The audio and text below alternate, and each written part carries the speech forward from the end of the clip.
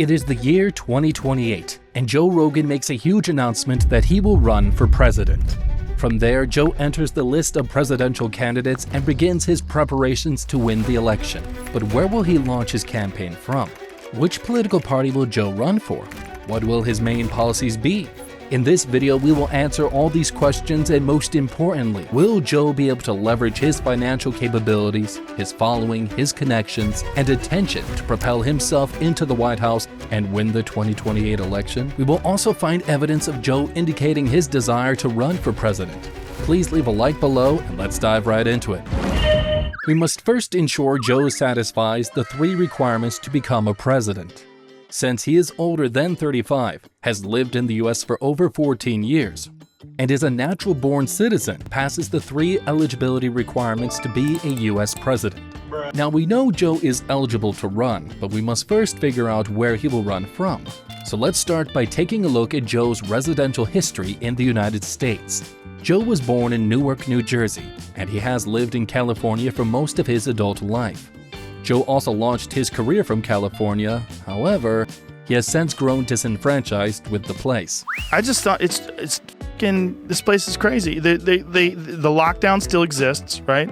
The homelessness is completely out of control.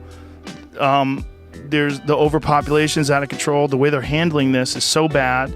I'm just upset with the federal government's handling of this. And on top of this, I mean, it's one of the rare times I go back to that communist shithole commonly known as California.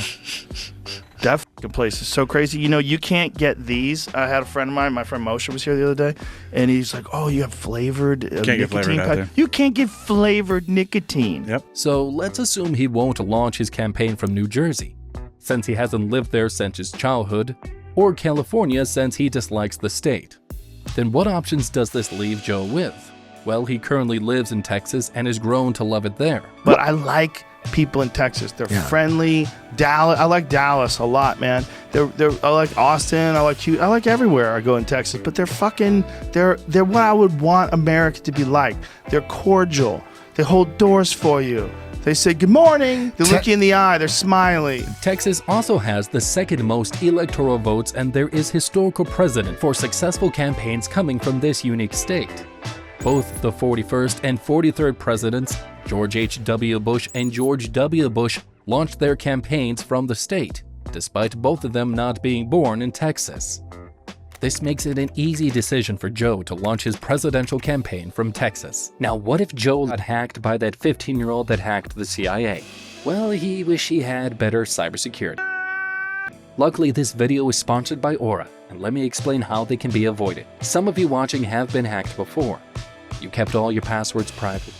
You didn't connect to public Wi-Fi, and you check your Instagram and all your posts are gone. Or even worse, you open your bank app and you don't have $1 left. I'm finished. Worst of all, you don't even know this happened to you. I never knew that. Well, data brokers sell your information to scammers, spammers, and anyone else who pays enough. Your full name, email, home address, health records, your relatives, it's all available for a few dollars on the dark web.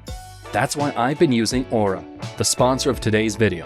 Aura shows me which data brokers are selling my information and automatically submits opt-out requests. Cleaning up my information not only helps reduce the amount of spam I get, but it protects me from hackers who use this information to access my social media accounts, bank accounts, or other sensitive information. If my info was compromised in the AT&T data breach, I wouldn't worry, because Aura is always on and always keeping me safe. You can go to aura.com/internethardrive in the description and receive a free 14-day trial.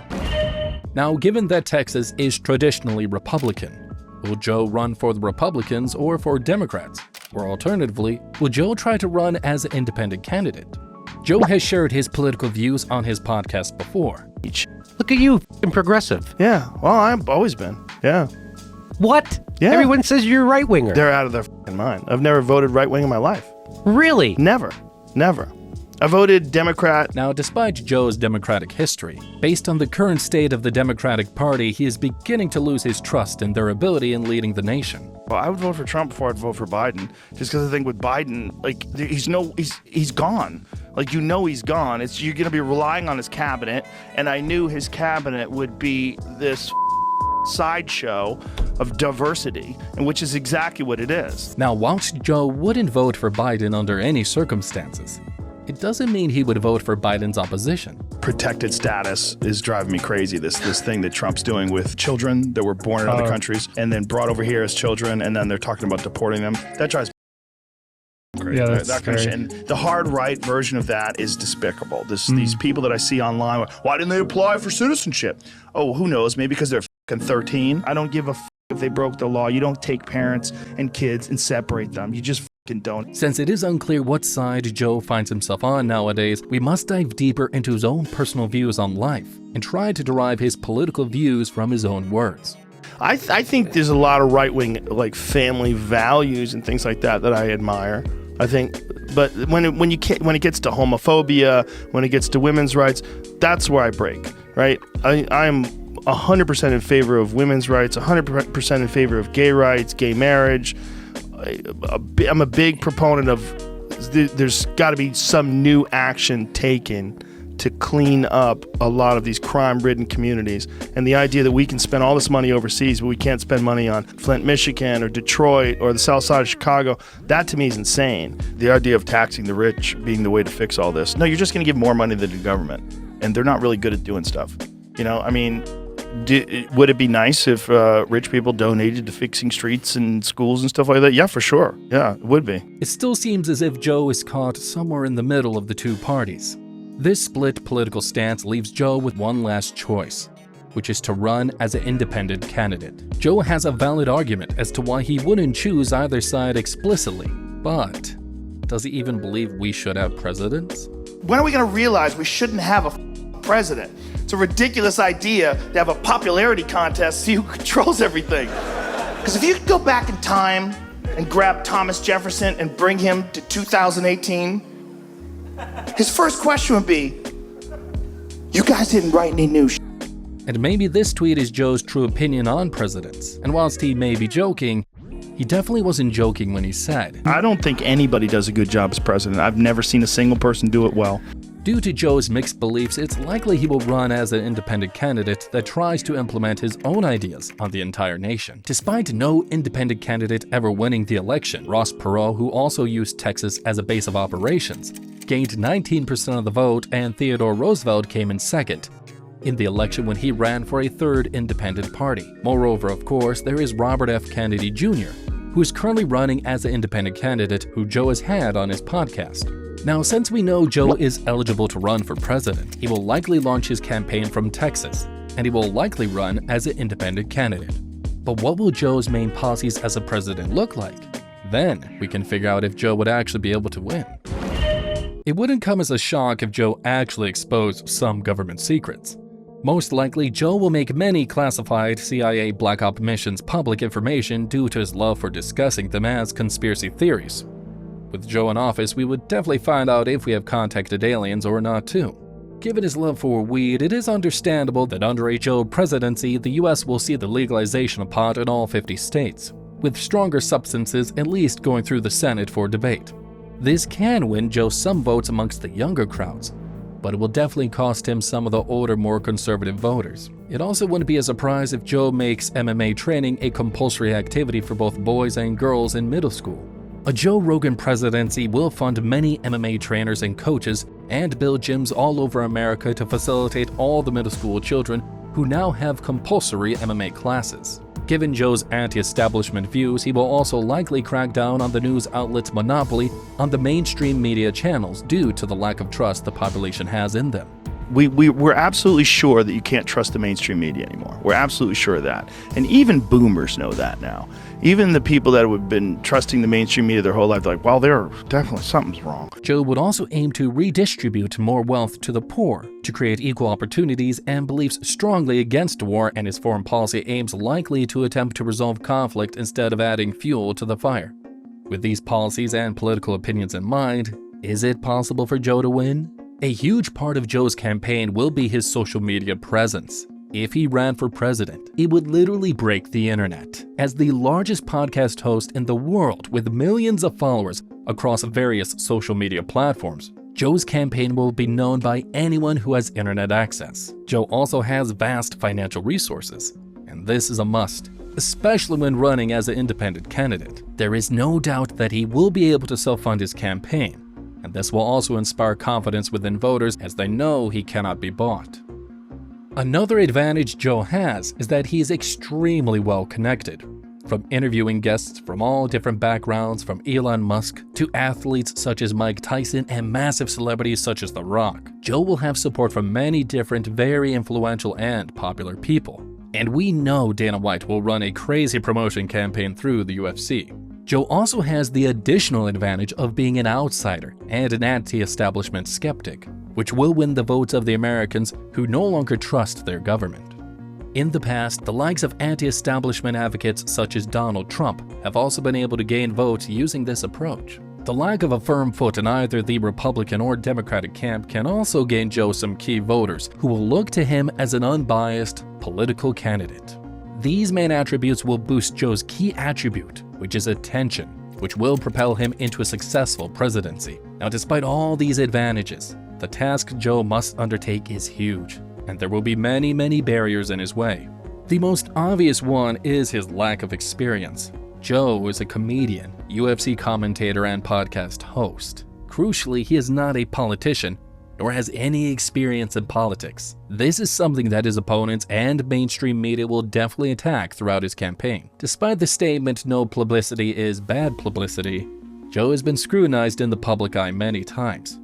His dealings with CNN over the ivermectin scrutiny, Joe's comments about gender identity, his usage of the N-word, and of course, his COVID anti-vaccine claims, to name a few. There's also been an ongoing feud between Joe and the media, and during his campaign, they will likely come at him with everything they have. So this will obviously lose Joe many voters who believe the mainstream news and swear by it. Another thing that may cost Joe a lot of voters is his regular use and promotion of pot and mushrooms, and this is going to be a very tough sell for the older and more conservative voters. Overall, this will be a very tough election campaign for Joe. He will have the internet and the younger generation on his side, but convincing the rest of the US public will be an incredibly difficult task. And who knows if Joe will ever run for presidency. Does he even like power over people? To begin, Joe would also have to put many things he loves on hold, or at least cut them back significantly, such as his podcast, UFC commentating, and of course, smoking weed. Joe has never expressed openly an interest in running for president.